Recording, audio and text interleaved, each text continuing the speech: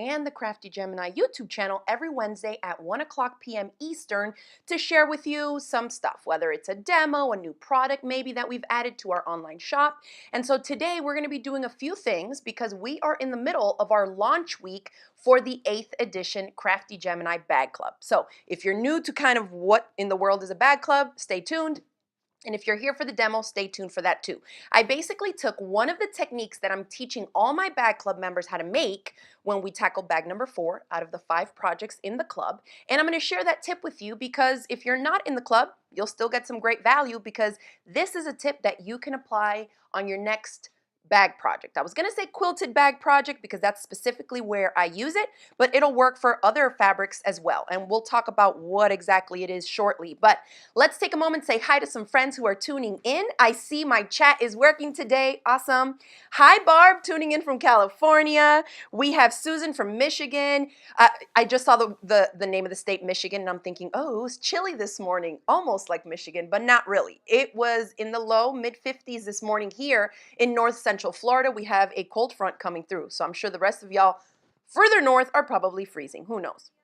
All right, so I'm coming to y'all from my home sewing studio here. We live in North Central Florida, just north of Gainesville. Hi, Kaylin from Vero Beach. That's another Florida neighbor.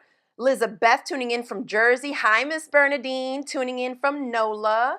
Gloria, oh, she says, Vanessa, I love your top. Thank you. If you were in my, when do we sell this fabric? This is like that summery fabric. It has cotton candy, bicycles, some flamingos, ice cream cones, and popsicles. I think we sold this one with the pajamas kits last year. So I had some fabric left over and I made myself a Jolie Mimosa t-shirt. Super cute. Folded cuffs here. And I don't know if you can see it, but there's a split hem right here. I'm wearing it with some super comfy black leggings, a nice little t-shirt. Who knows? Maybe a possible future online course, y'all. But yes, it's the Jolie Mimosa t-shirt. I know a lot of you also like those longer sleeves, so you can see how long these are. Super fun, comfy because the fabric is cotton spandex, but yes. Shirley tuning in from Minnesota. Hi. Leslie says she's tuning in from chilly Katy, Texas. You see, even those of us here in the South are cold. And Lizette says she loves my headband. Thank you. I do have a tutorial for this, y'all. Just do a quick YouTube or Google search for Crafty Gemini headband. And my headband tutorials will pop up for you. Okay, so let's go ahead and get started. So I was mentioning the bag club. My 8th edition Crafty Gemini online bag club is in the works right now. Basically, the doors, the virtual doors, are open. You got 2 more days to join. A ton of you that are on here I know have already joined. If you have, let me know in the comments below. Let me know if you're already into the bag club. Now, if you're not, there's only 2 more days. And the way my bag clubs work is that we opened up last Friday. This coming Friday, October 29th, 2021 at 11:59 p.m., we close those virtual doors and nobody ever for the rest of civilization and time will be able to join this 8th edition bag club. I close the doors so that everybody who wants to join and get in gets in at once, and that way we begin all on the same page. The first bag, bag number 1, is the Flagler Drawstring backpack, and those video lessons will go up Monday, November the 1st. But if you sign up now, we have the link in the chat for you. It's also in the description box below this video. That's the first bag that y'all are seeing right there. It's a simple one. I know that right now we are also selling online kits for the bag club, and it basically includes all the interfacing and supplies that you need to make all 5 bags. But there's a lot of, delays with supplies and even shipping. I know that the kits right now are back ordered. Those of you that have ordered kits and they haven't shipped out yet, don't worry too much because you won't be that behind. The first bag doesn't feature any of the zippers and it doesn't even have any hardware. So all you need is kind of some elastic and some basic cotton woven interfacing, which a lot of us probably have. So you should be, if you can get it from your stash or just go buy half a yard or so of 1-inch wide elastic, you'll be able to get started with bag number 1 while you give the supply kits and whatever delays we are currently having on the different components of the kit, a little bit of extra time to get in before we jump to bag number 2. So that should be okay. If for any reason, you just want your kit refunded because you found all the stuff and you don't want us to ship it, just email our customer service team. We'll be happy to do that too. No big deal. But right there, you're seeing the 5 bags that we will be making. So let's jump over to this camera angle and I'm just going to briefly walk you through the 5 bags and then let's get right into our demo. Okay, bag number 1. Let's wait a second till that picture comes out because The bags are a little bit big. There's only one little one. All right, so here's a Flagler drawstring backpack. I'm from Miami. That's where all the names come from. Okay, Flagler. We have 2 elastic pockets fully lined right here on the front, okay? Great for commuters if you need a change of shoes, if you have a dancer in your life who needs to slip some change of shoes, ballet slippers, whatever it is into here, water bottles, that kind of stuff. Then it's kind of like an elevated version of a simple, you know, those little t-shirt drawstring backpacks or the little simple 1-layer canvas fabric ones. This is a little bit more substantial. Then we have 2 big patch pockets on the inside, okay? But otherwise, super simple drawstring. The same ties are the shoulder straps, okay? So real simple backpack, great to kind of start priming you before we move on to the other bag. So bag number 2, and we have a full event calendar that you can look at before you decide whether or not you want to sign up. So if you use the link to go sign up for the bag club, at the bottom where I list all the stuff that you're getting and what's included in the $97 club membership price, you'll see a link to the calendar. And that way, if you know you want to participate in the live components, because there'll be 5 live Q&A sessions, and there will also be 5 live, we say 1 hour, 1 to 2 hours roughly, social Zoom chats where all club members who want to participate can get on and we'll chit chat live there. You can have a look and see. You can also see on the calendar when each one of the live components are, as well as when the video lessons for each bag go live on the club platform, okay? So let's see. Excuse me. All right.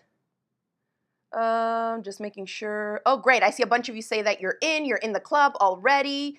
Awesome. Gloria's in. Tamara's in. Annette says she already got it. Okay, great. We're going to have a super fun time. I can't wait to see the fabrics that y'all choose to make these bags. All right, so here we're moving on to bag number 2 that we're going to be making, and this is my Palmetto Tote Bag. It's kind of a simple silhouette, so it can go any way. You know, if you need something for a guy, pick some fabrics that they would like, and then you'll be able to crank it out like that. But there are 2 side pockets. 2 side pockets, one there, one there. This would also make a cute diaper bag. We have handles that you can hold like this. We also have an adjustable crossbody strap, so depending on how they want to wear it.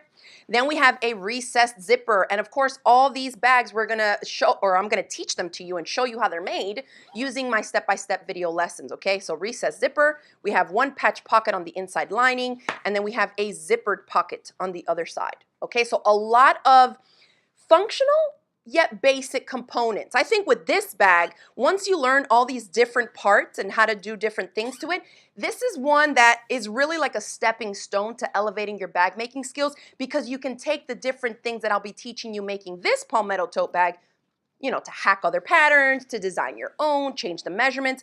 And also this is just a flat panel. So I think this is a great one to use if you want to feature medium to large scale prints like this, or a quilted panel, or some embroidery, monogramming, machine embroidery. So a cool base for that. Number 3 is my Sweetwater crossbody bag. This super cute little one has just 2 zippered compartments, and it's designed to be made either out of a faux leather, a cork fabric, soft, you know, pliable vinyl, even a thin leather if you have a sewing machine that can sew through that. And the main zipper compartment is here. Because it's designed to be made out of non-fraying fabrics, it doesn't have a lining. But in the video course, when we get into that, we'll talk a little bit about, for those of you that may want to make it out of, say, a quilted fabric, or maybe something fused to, say, a fusible fleece or fusible batting. I'll share with you tips on that and what, like, do's and don'ts in the video course, in the club, right? And then you have a super cute little pocket right here on the front panel, okay? And then it just connects. I'm using 1/2-inch wide webbing because it's quite a small bag, but if you're not getting a kit and say you only have 1-inch webbing, it would work with that too. Then bag number 5, I'm going to skip bag number 4 for now because the demo I'll be doing in a minute is I'm pulling the technique from bag number 4, so we'll save that one for last. Awesome. Marion says, hi, I'm in the club and I'm so excited. I'm so excited you're in the club too, Marion. Can't wait to see your bags. Barb was like, Sweetwater. Yes, thank you, Barb, for the reminder. Sweetwater, I should know. I literally grew up in Sweetwater. Okay. Becky's asking, can we make with quilter's cotton or do we need something heavier? So those are things that I'll cover in the club, and that's what I was talking about. I'm pretty sure you're asking about that little Sweetwater pouch. Hi, Princess. She says the princess is in, of course. Awesome. Can't wait to see the bags you make, girl. Okay, great. All right, so the next one, this is bag 5. This is my Tamiami tote bag. This is the 5th bag for a reason. I leveled the bags and I tried to incorporate a good variety of both skill, size, of bags, and context, right? Not to overwhelm you, but 1, 2, 3, 4, 5. So say if you're a common beginner sewist, my bag is for you. Because I walk you through every step. So if you get a sewing machine, a decent sewing machine that's in good working condition, you don't have to have an industrial sewing machine. You don't have to have a semi-industrial. We froze? Oh no. Yeah, it says we're cutting out.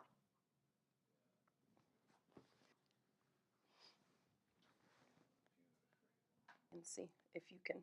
Yeah, it says it stopped working. Now they're saying it in the chat.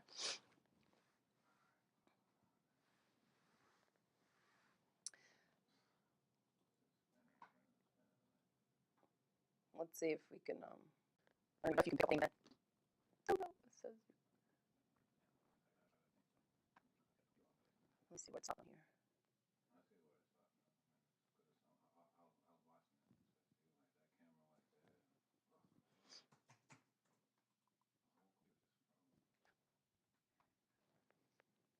Okay.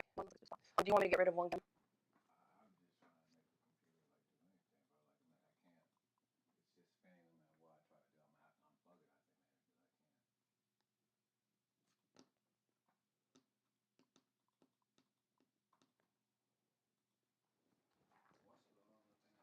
Control Alt Delete.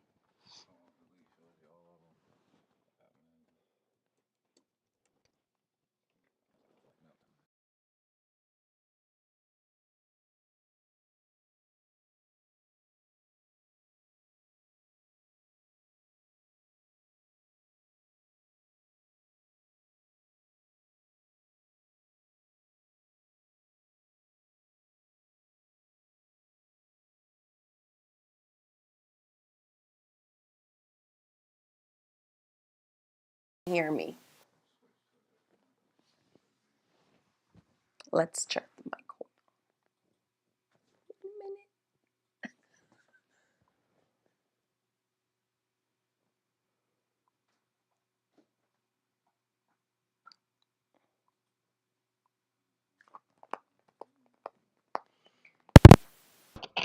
Oh, Margie says yay sound. Can you hear me, Margie? Oh, Heather can hear me now. How about you? Is it on the mic though? Okay, great. Sorry about that, y'all. Technology is a beast. I will be getting a new computer for Christmas. Okay, so let's start right here.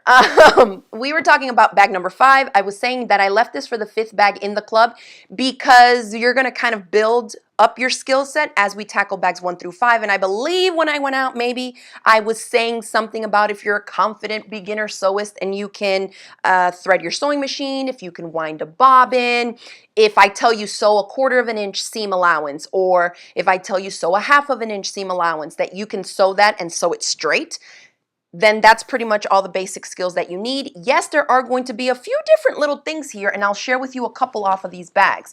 Remember we talked about the Flagler drawstring backpack, which is bag number 1. Pretty simple, no metal hardware, no zippers, but we are going to be using elastic to make these elasticated front pockets, and don't freak out too much. There is a bottom inset panel here that is round. So if you've never sewn anything in the round before, I think this will actually be a great project to prep you for that and kind of prime you for future projects that are going to have curved or inset panels, right? The curved one here, this is actually a good practice one because the whole front half of it, if you get any puckers or pleats here, nobody's really going to know because we pleat the front pockets anyways to gather them at the bottom of this elasticated section here, okay? We still good? Okay, good.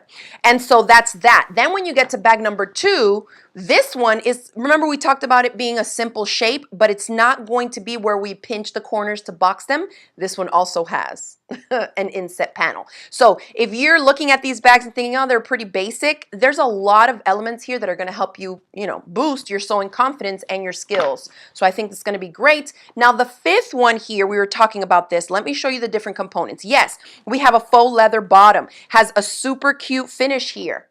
All right, basically a Y seam. If you are quilters, I will show you how to do that. And that way you have kind of a more rugged bottom panel here that will hold up better than just having regular fabric. But if you wanted to make this out of a matching fabric, the cotton fabric that we used here, or something different, you know, you're maybe color blocking or whatever, you can do that too. So it doesn't have to be faux leather, okay? It can be also cork or cotton fabric, and we'll talk about that in the video lessons. Now, one of my favorite parts of this bag.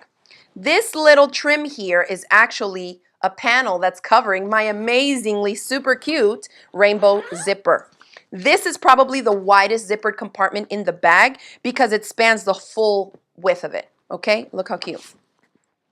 A nice big pocket right there and the tucked away zipper. So you can also make it look a little bit more camouflaged, I would say, if you use the same fabric, you know, but you have to think about fussy cutting. So you see these little jaguars that I have here. If I use the same fabric to make this, you don't have to, right? But if you're a perfectionist, you probably would want to make sure that this folded piece fit in right from where this design ends and the next one begins. And that's kind of a little bit much. So if you're a beginner, I would do what I did here and just use something, you know, a different fabric print. Then you have the main zipper panel, the main compartment, I would say, for the bag is this one. And that opens up to the whole bag, okay? Then inside this bag, we also have another zipper panel, or zipper pocket, and it's quite big. All right, so all these, so this is the one with the most zippers at least, and that's why we're leaving it for bag number 5. All right, and then we just have an adjustable crossbody strap. This is the back and that is the front. Okay, now let's talk about bag number 4, which is my sunset project bag, and this is the one that I'm going to demo, and I have my step outs here that I'll show you this technique. Okay, a couple reasons I do it, but main reason I do this is to bind the raw seams inside the bag, like to cut down the amount of binding that I need to do inside the bag, and I'll show you. David is asking, okay, so you order the class and the kit separately? Yes.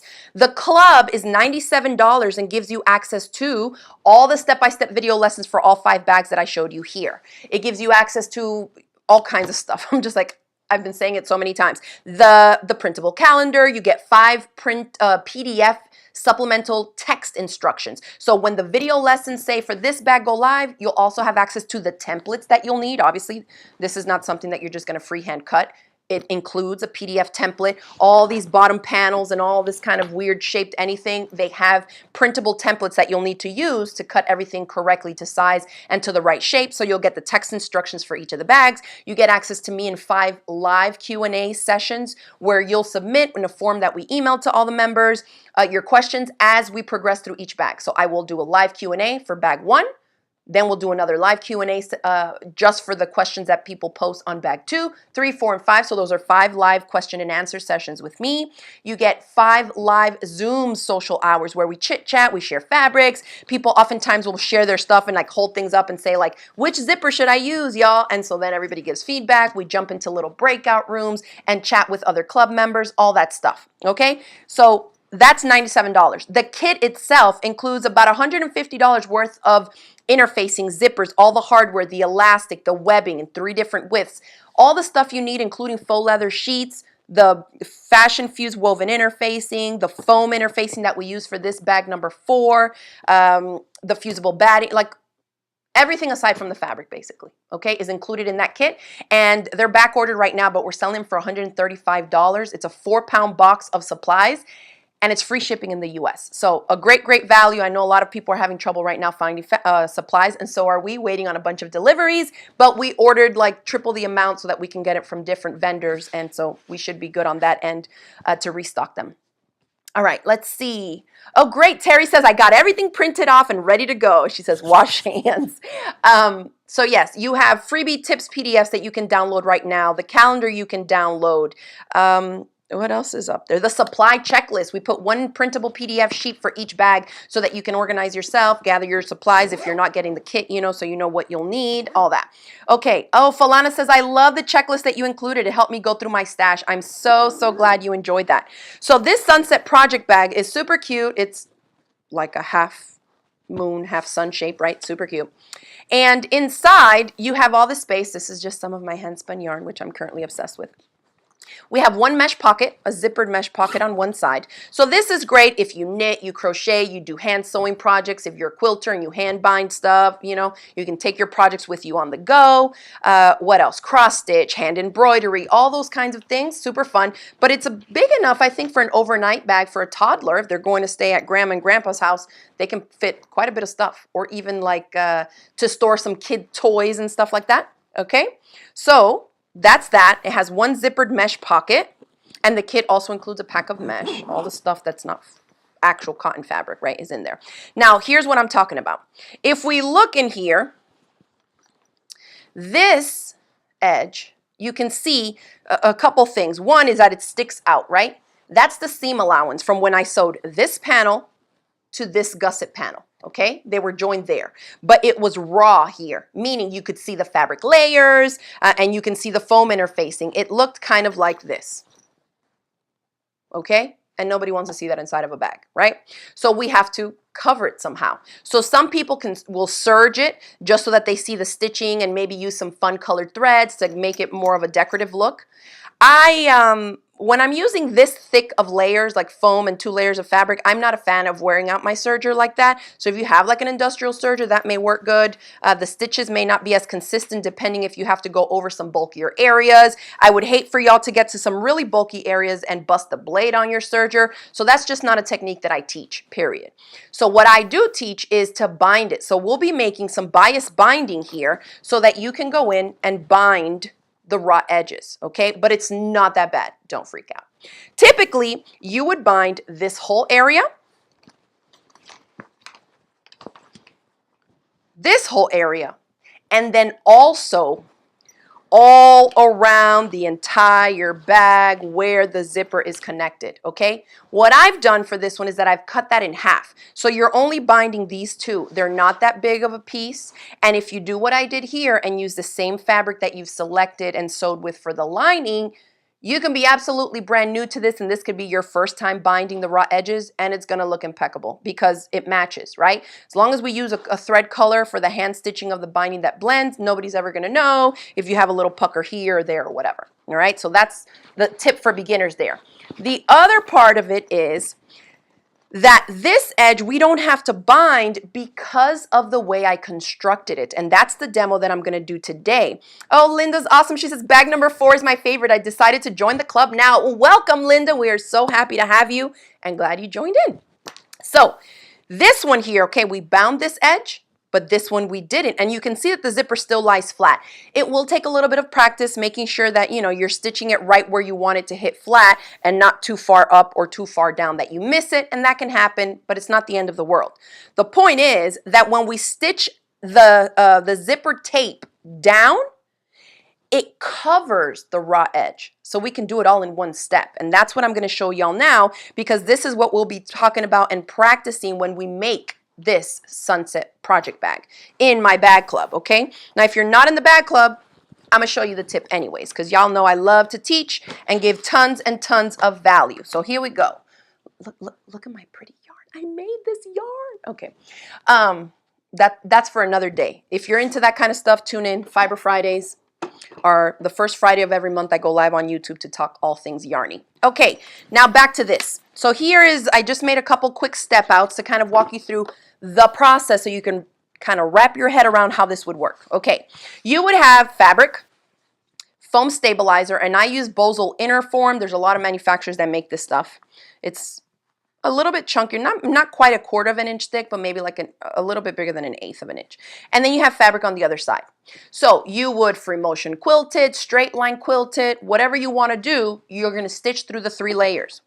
This layer, the foam, and the fabric, that's what quilters, what we call a quilt sandwich. Except instead of using batting, we're using foam, okay?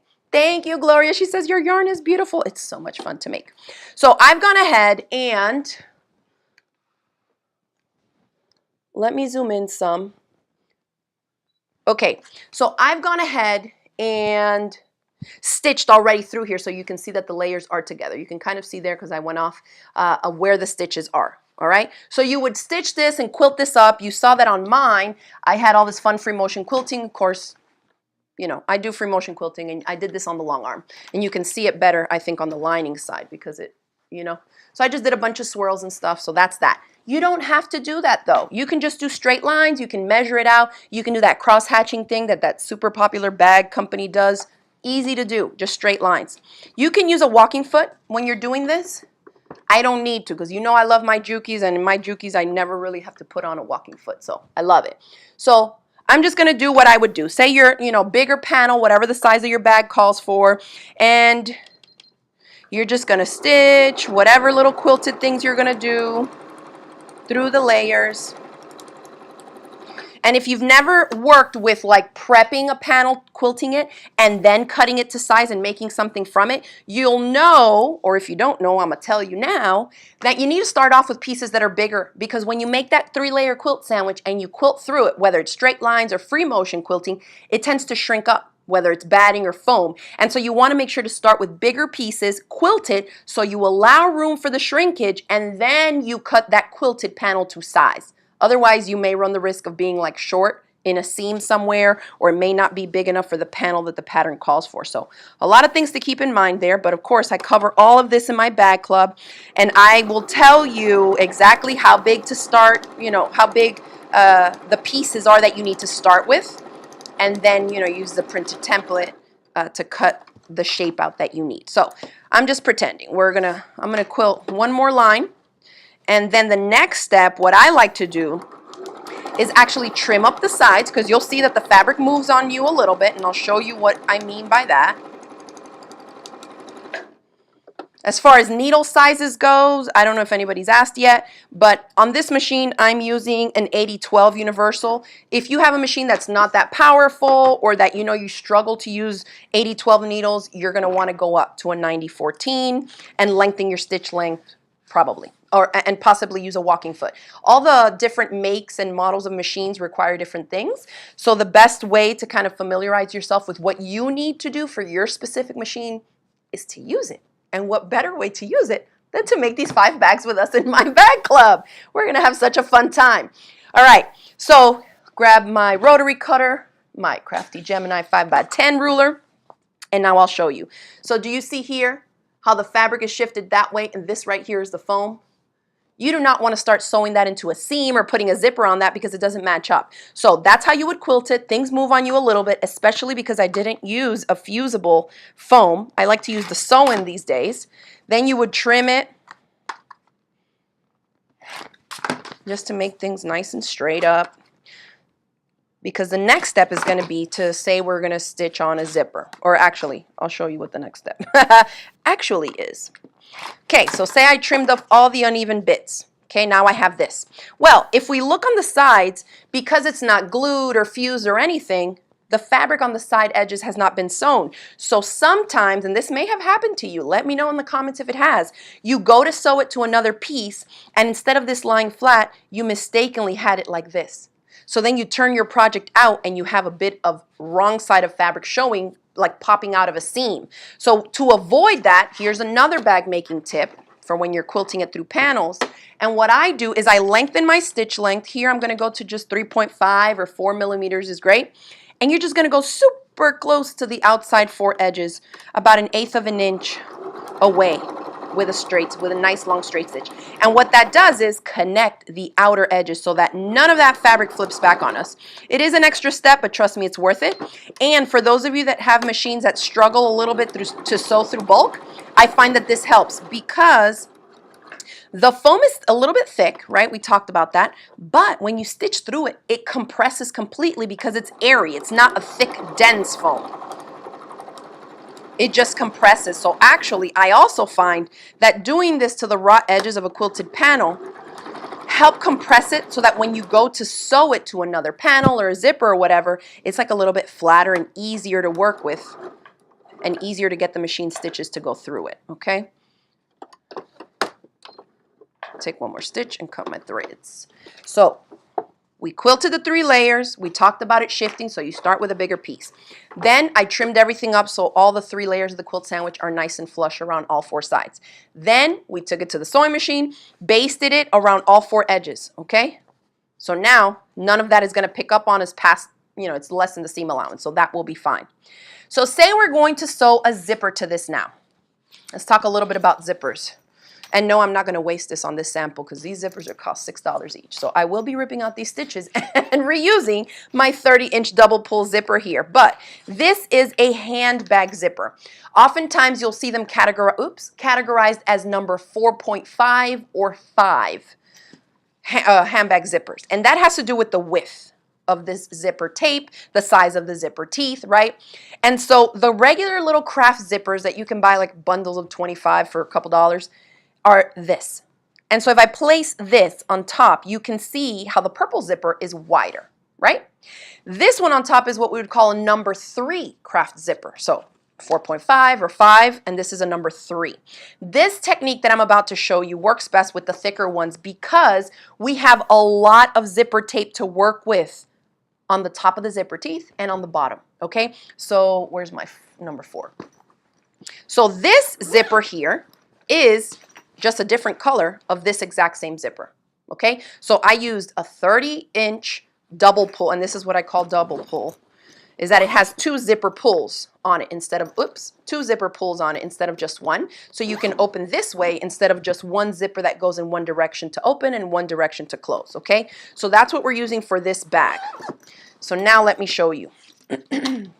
And we're going to try and do it with this. I never really use this technique with the number 3 zippers because usually if I make some type of a quilted panel or bag, zippered pouch or something with a craft zipper, it usually has a lining in it, right? In this case, our lining got quilted to the foam and the rest of the fabric. So you have raw edges. It's not like it's a floating lining, right, that it's hanging in there by itself. We're just going to end up with raw edges that have to be covered somehow, okay? So here we go. Let me show you how I did here. This is a chunk of that panel that I had left over, so I quilted it. This is the wrong side, okay? You sew your zipper pretty sides touching. So pretty side means the side that has the zipper pulls and the side that has the zipper teeth, okay? It's pretty side face down on top of the pretty side of my fabric here.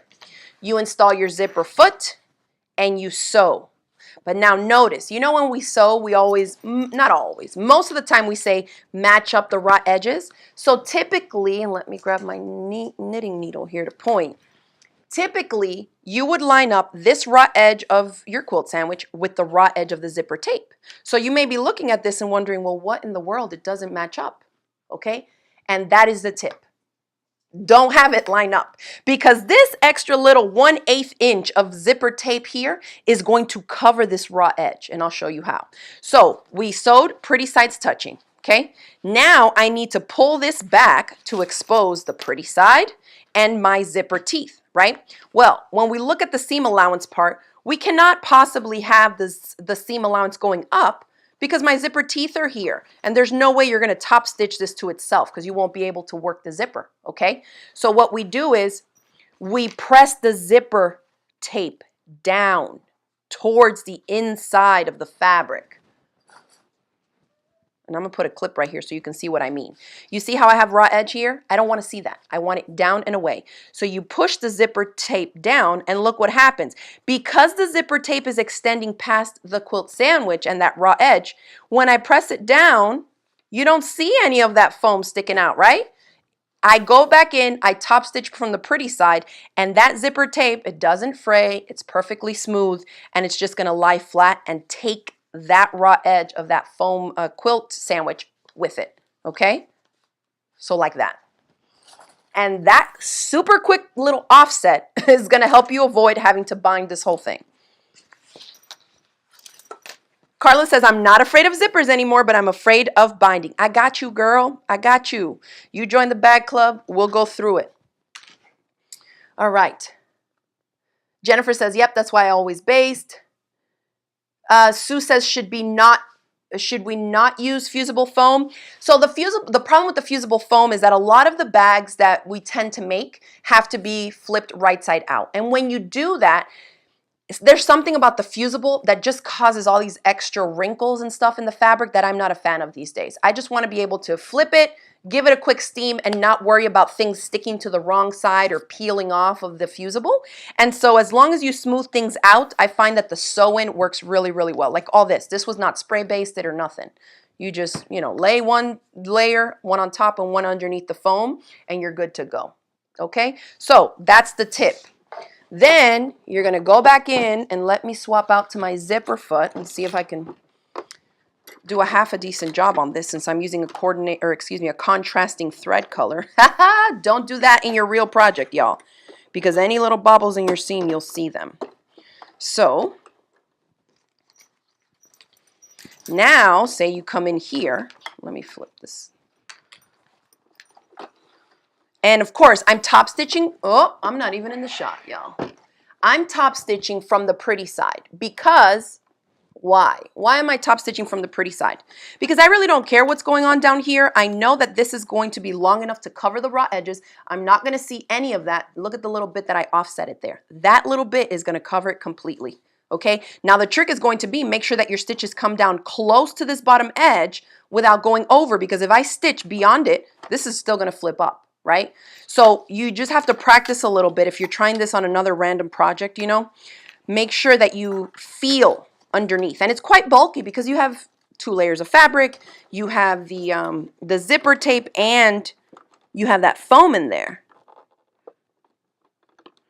So I'm going to align it. Okay, here's a tip. Where's my thing? Usually I will recommend that you start off with a zipper that's longer anyways. So look what happens. If I look here, I can see how wide the purple zipper tape is. And so I'm going to use this visual here because once I get into the fabric, I can't see the zipper tape, right? It's underneath.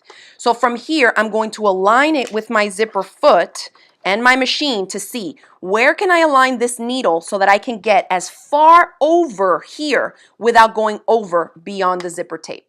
And that's it. This is just little tricks on seam allowances, right? Lining things up so that they work for your sewing machine. And I do a longer stitch length for top stitching. For this one, since it's a little bit bulky, we're going to do 3.5. Okay, so I'm going to put it there. And then I'm going to look and see where I am. It looks like the right side edge of my zipper tape is here where the fabric meets the zipper tape. So I'm going to maintain that guide the whole way down, and then cross your fingers and flip it over and see if it worked. Oh, it should be fine. As long as you're consistent with your seam allowances, you'll find that if you can sew straight, right, they'll work pretty good. And even if it's not perfect, you're top stitching it down anyways, so it should hold most of that down. All right. So now, the big reveal. Let's see how good I am, or how not great I am. Okay, so we've top stitched it, right, from this side. I aligned it from the visual that I could see the zipper tape, and then I wrote it all the way down trying to be nice and consistent. Deep breath, flip it over, and perfection. Do you see that? So there's nothing gonna get caught, nobody's gonna pull it up and see the raw edge of the foam, and now I've eliminated having to bind an entire perimeter inside my bag lining, right? And I think that looks great. Some people don't like to look at like the raw edge of the zipper tape. I have no problem with it. Usually I'm using a bright colored zipper, something that contrasts and pops, and the more of that fun color I can get, the better. I'm just glad that I saved myself, right? A whole chunk of binding. So boom. So these are the types of tips and tricks that I share in my clubs. If you're new and maybe you've never signed up for one of my bag clubs, it's not just like, oh, we're making this project. I don't really love the project. I don't want to make it. It's not just that. It's being able to see beyond the actual bag design and keeping in mind, what are the techniques? What are the skills that she's going to be teaching me, right? What are things that I can learn, keep in my back pocket, and pull out whenever I need to in a future project? So that's why I always say that my bag clubs, my online courses, they really help elevate your sewing because I'm practically holding your hand, going through every single step of the process. You learn how to do it, you complete a project, and then you can whip it out whenever you need to in a future, possibly more complex project, okay? So that is that, y'all.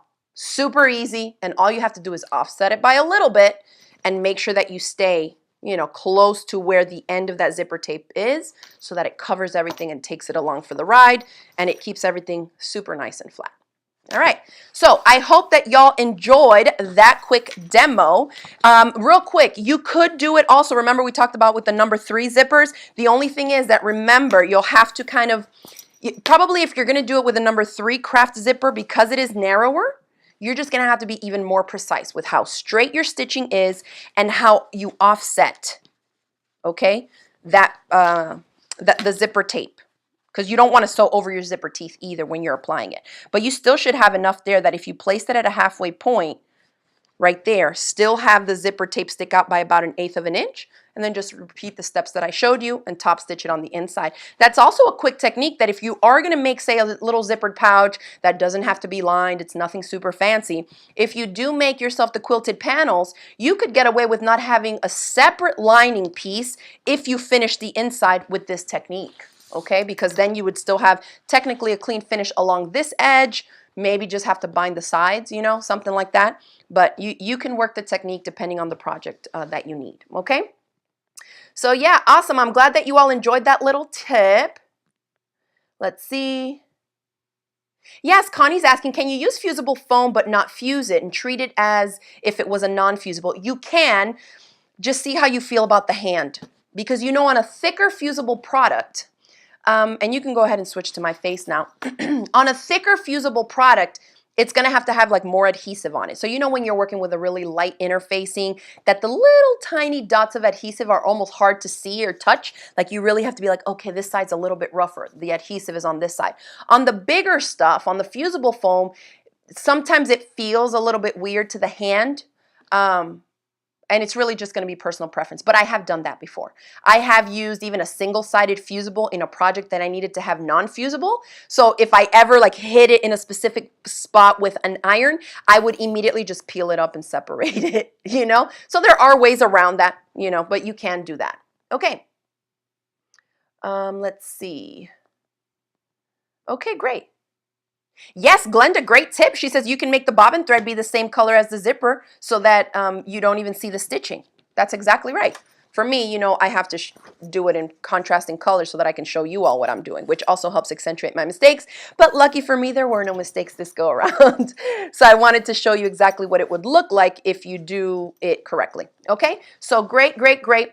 Thank you so much. Charlotte says, I love your sewing tips and I always learn something new, although I've been sewing since I was 12. That is awesome. And I love to share tips and tricks. But I talk so much and I talk so fast that if I just sat and taught a class on tips and tricks, it's kind of out of context, right?